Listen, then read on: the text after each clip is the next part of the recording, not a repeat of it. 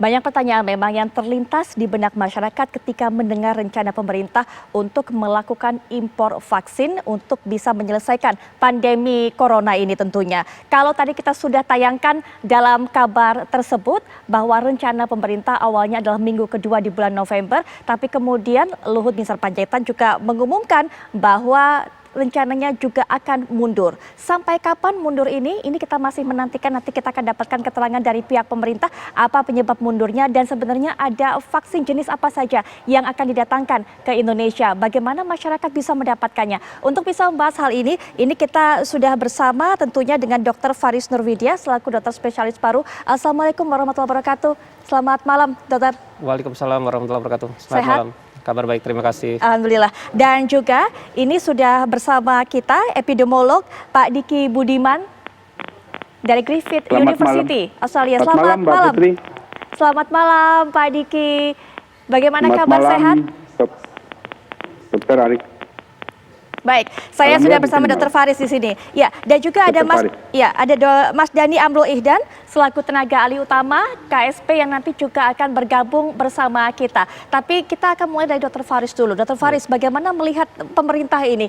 Karena kalau awalnya sudah klaim, sudah declare kepada masyarakat minggu kedua November, sehingga masyarakat ini kemudian seakan begitu optimistis, harapannya begitu besar akan datang vaksin ini. Tapi sekarang, kalau sekarang tanggal 26, artinya sudah sedikit lagi masuk ke bulan November.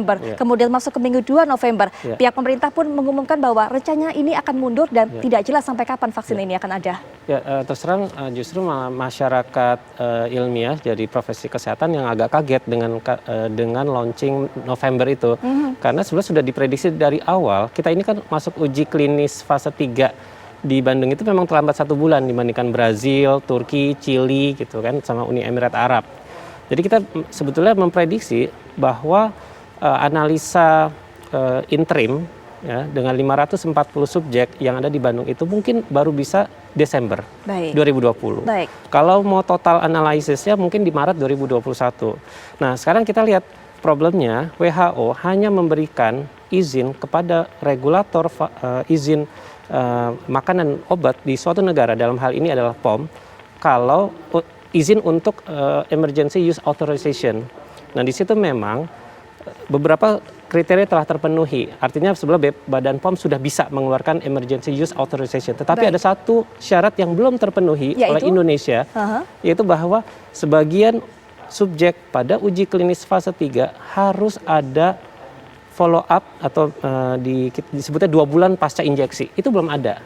Nah, jadi kami mengerti bahwa sebetulnya kita nggak bisa terburu-buru. Kita sudah punya timeline bahwa Desember paling cepat ada interim analysis. Kalaupun Badan POM mau menggunakan emergency use authorization, dia bisa menggunakan data interim itu. Artinya hitung-hitungannya mungkin saja paling cepat vaksin itu awal 2020 atau pertengahan 2021 atau pertengahan 2021. Awal 2021 sampai pertengahan 2021. Itu adalah vaksin Sinovac yang ada di uji coba klinis sekarang di Bandung. Bagaimana dengan rencana pemerintah juga ini yang akan mengimpor vaksin sudah jadi, bukan bahan baku vaksin. Apakah kemudian sudah ada beberapa negara, seingat saya Inggris didatangi, Swiss didatangi, Uni Emirat Arab didatangi. Bagaimana juga rencana impor vaksin jadi? Apakah ketika vaksin itu datang dari negara-negara tersebut tidak perlu uji coba apapun karena sudah diklaim aman, bisa langsung disuntikan kepada masyarakat, dok? Klaim aman tidak cukup untuk memulai vaksinasi massal. Kita harus ada data efektivitas. Data efektivitas itu artinya secara signifikan apakah vaksin ini mampu menurunkan resiko terinfeksi pada kelompok yang menerima vaksin dibandingkan kelompok yang placebo.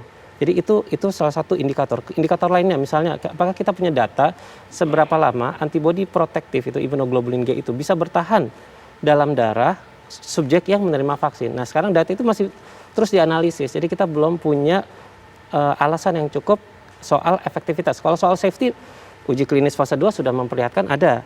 Uji klinis fase 1 juga sudah ada. Tetapi efektivitas mungkin kita butuh data di uji klinis fase 3. Baik, Pak Diki Budiman juga mungkin punya pandangan mengenai ini. Ada beberapa negara yang didatangi oleh pemerintah, ada beberapa vaksin juga yang rencananya didatangkan, ada 4 kalau saya tidak salah. Termasuk yang saat ini sudah dalam tahapan uji coba klinis di Bandung merupakan vaksin Sinovac. Ada lagi Sinopharm, ada lagi AstraZeneca, begitu ya? CanSino Ya. juga ada. Nah, ini bagaimana optimisme dari adanya vaksin-vaksin ini, Pak Diki? Jadi ini dunia ini banyak negara saat ini begitu terlalu bergantung ya berharap pada vaksin. Ini satu hal yang sebetulnya satu ya ini memang karena kondisi pandemi, tapi kalau terlalu bergantung itu berbahaya. Ya kita lihat belajar dari berbagai macam sejarah pandemi bahwa strategi untuk vaksinasi pada suatu kondisi pandemi itu sebetulnya dalam strategi pengendalian pandemi dia adanya di belakang ya, adanya di fase jangka panjang. Kenapa disimpan di fase jangka panjang? Karena vaksin untuk mendapatkan vaksin yang aman dan punya efikasi yang diharapkan itu memerlukan waktu ya. Walaupun secara proses saat ini sudah masuk fase yang disebut dengan fase percepatan atau fast track ya.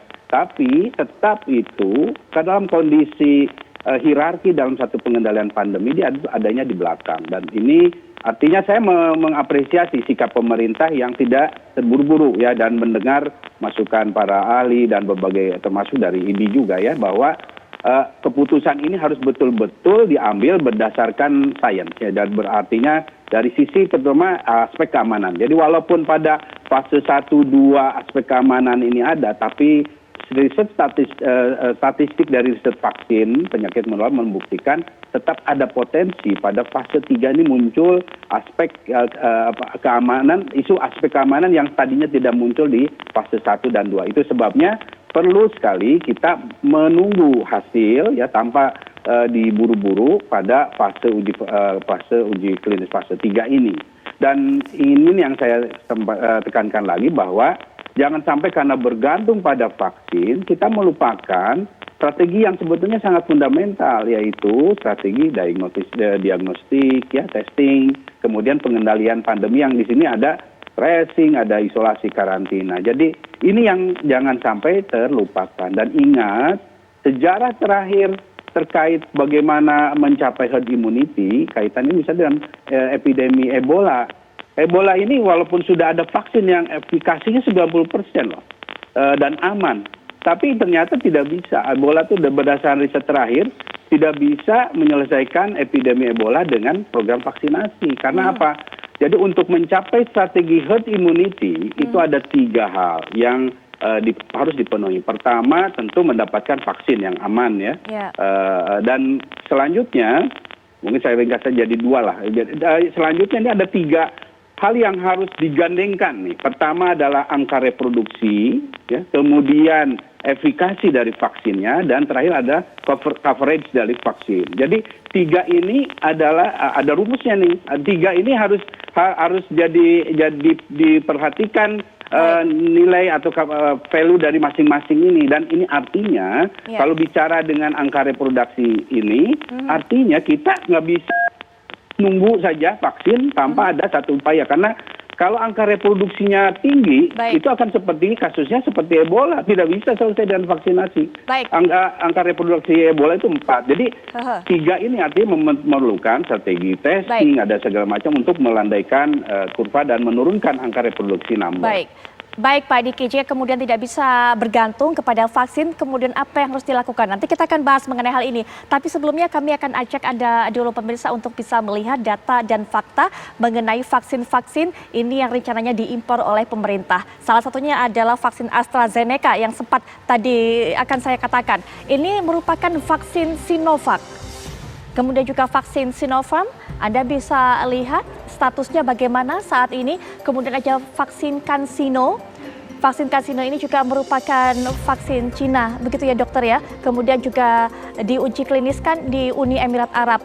Ini dia vaksin AstraZeneca, ini merupakan vaksin yang kemarin terakhir pemerintah sampai ke Inggris melihat ini, berunding soal mendatangkan vaksin ini, kemudian juga datang ke Swiss kalau saya tidak salah.